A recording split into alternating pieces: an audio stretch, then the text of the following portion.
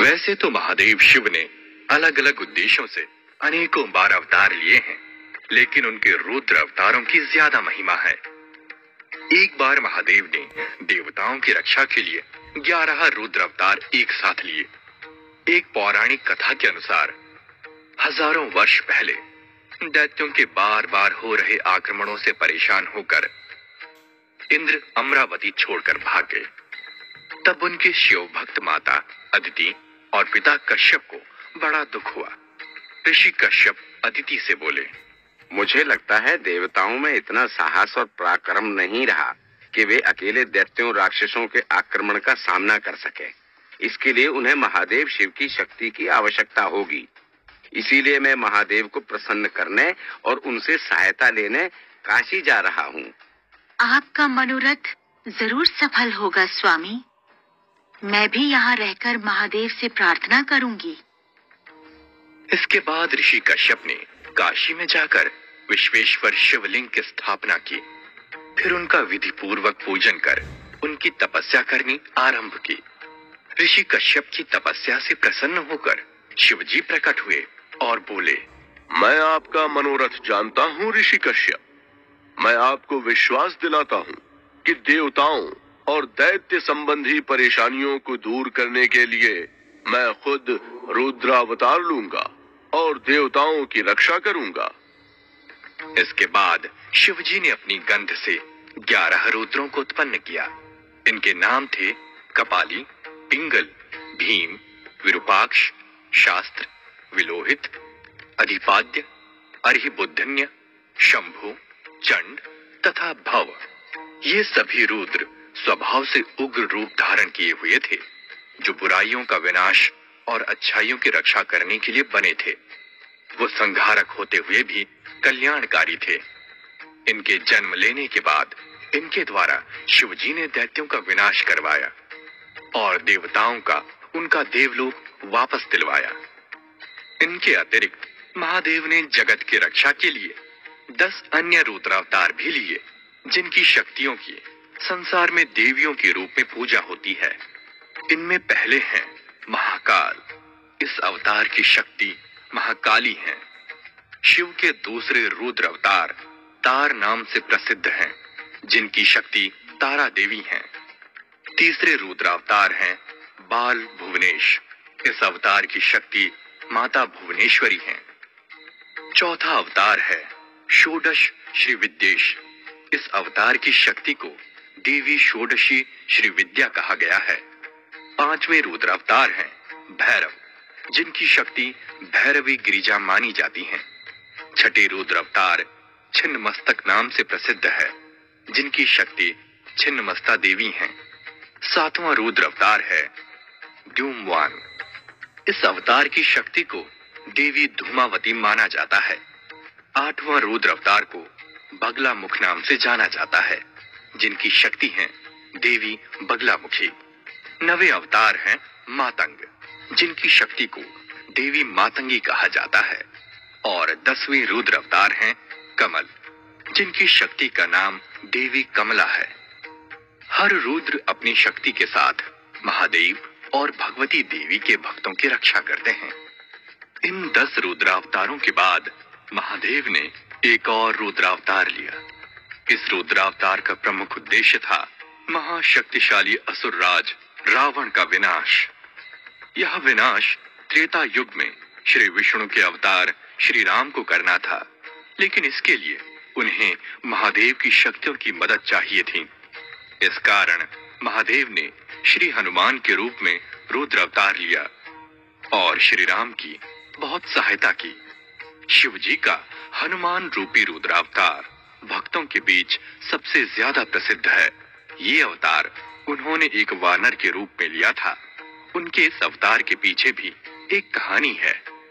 हुआ यूं कि एक बार परम विष्णु भक्त नारद मुनि घूमते हुए उस स्थान पर गए जहां महादेव ने हजारों वर्षों तक तपस्या की थी और उसके बाद कामदेव को भस्म किया था। उस स्थान के प्रभाव से नारद मुनि का मन भी तपस्या करने को किया और वो गहरी समाधि में बैठ गए।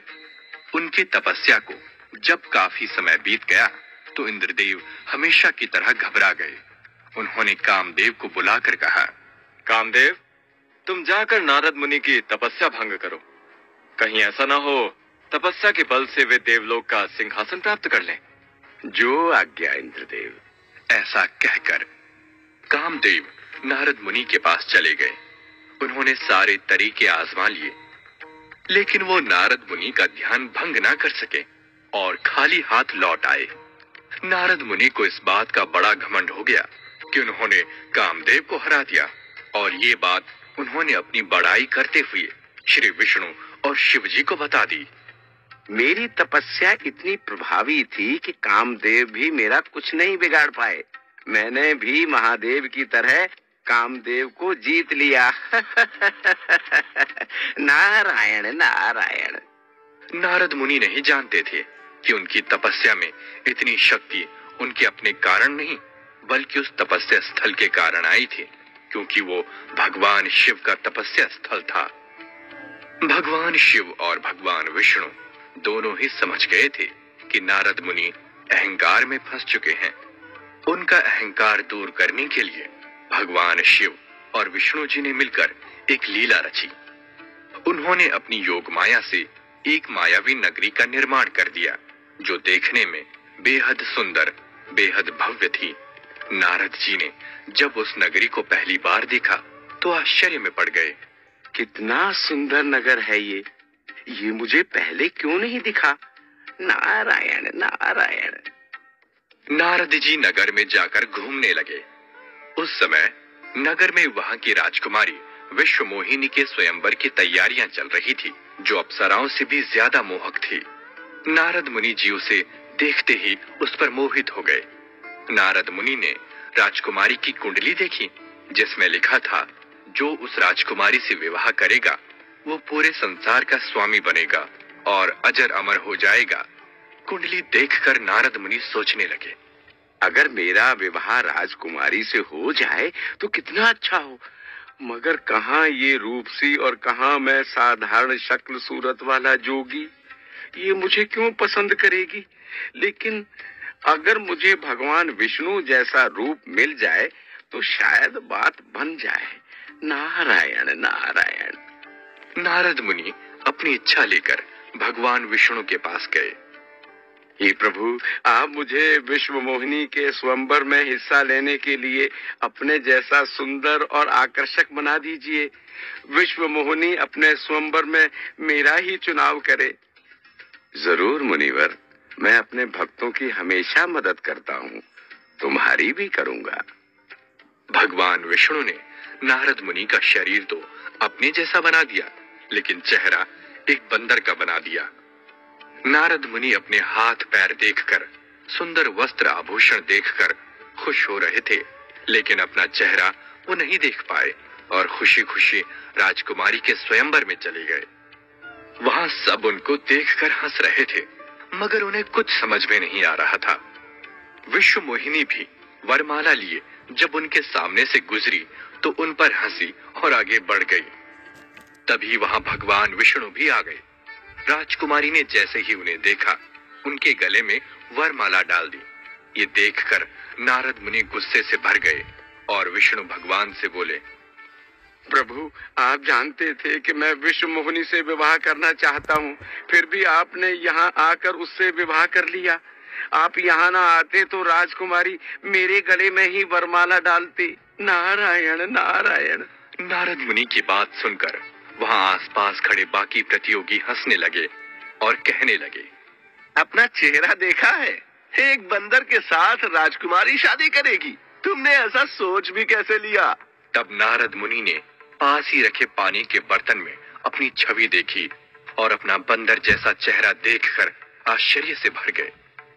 उन्होंने भगवान विष्णु पर एक नजर डाली। भगवान विष्णु मुस्कुरा रहे थे। उस समय नारद मुनि ने खुद को बेहद अपमानित महसूस किया और वो भूल गए कि उनके सामने कोई और नहीं, उनके इष्ट देव विष्णु खड़े हैं, जिनका नाम वो हर समय जपा करते हैं। उन्हें इतना क्रोध आया कि उन्होंने भगवान विष्णु को श्राप दे डाला। ये आपने अच्छा नहीं किया प्रभु। आज जैसे मुझसे मेरा प्रेम छीना गया है, वैसे आप भी अपने प्रेम के लिए तड़पेंगे। और आपने मेरा चेहरा बंदर का बनाकर मेरी हंसी उड़ाई। देखना, एक दिन ऐसा आएगा, एक बंदर ही आपके काम आएगा। नारायण नारायण। नारद मुनि को क्रोध से लाल हुआ देख भगवान विष्णु ने अपनी माया समेट ली। अब वहां न कोई नगरी थी, न राजकुमारी, न स्वयंवर। नारद मुनि हैरान रह गए। ये सब क्या है प्रभु? आपने मेरे साथ ऐसा मजाक क्यों किया? तुम्हारा अहंकार दूर करने के लिए। तुम्हें लगता था तुमने कामदेव को जीत लिया, तुम्हारी भक्ति में बड़ी शक्ति है। लेकिन देखो, आज कैसे राजकुमारी की आसक्ति में फंसकर तुमने अपने इष्ट देव को ही श्राप दे दिया। नारद मुनि को समझ आ गया कि भगवान शिव और भगवान विष्णु ने मिलकर उनको सीख देने के लिए ये लीला रची थी। श्राप की बात याद कर उन्हें बहुत दुख हुआ। वो विष्णु भगवान से रो रो कर क्षमा मांगने लगे। तब भगवान शिव ने उन्हें सांत्वना देते हुए कहा, त्रेता युग में श्री विष्णु रावण का अंत करने के लिए जब श्री राम के रूप में जन्म लेंगे तो उन्हें अपनी पत्नी सीता का वियोग सहना पड़ेगा। लेकिन यह उनकी लीला का भाग होगा।